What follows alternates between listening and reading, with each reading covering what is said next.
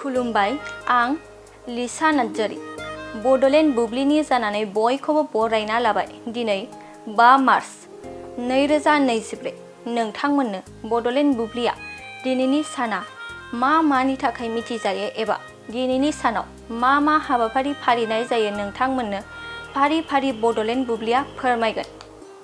दिनैनि सानखौ saint पिरान्स day महरै फालिनाय जायो। सेन्ट पिरान्स डेआ कर्नवालनि हायुङारि सान जायखौ बोसोरफ्रोमबो 5 मार्चआव खुंनाय जायो। बे साननि मुंखौ कर्नवालनि सुंथागिरि सन्यासिफोरनि गेजेराव सासे सेन्ट पिरान्सनि मुङाव दोननाय जादोंमोन, जाय थिनख'निफोरनि सुंथागिरि सन्यासिबोमोन।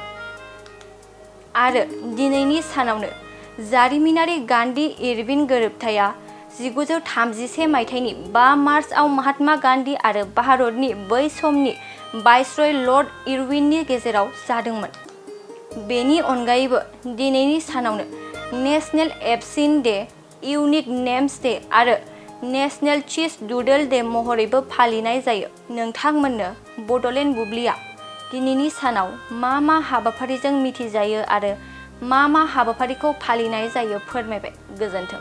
क'क्राझार नोगोरनि आर.एन.बी लामाजों थांनाय बागानसालि वार्ड नम्बर 8आव रायजो राजाफोरनि गोग्गो देहा लाखिनो थाखाय सानजोरां इन्टारप्राइजआ गोदानै जेनेसा वेलनेस प्राइभेट लिमिटेड बेखेवदों।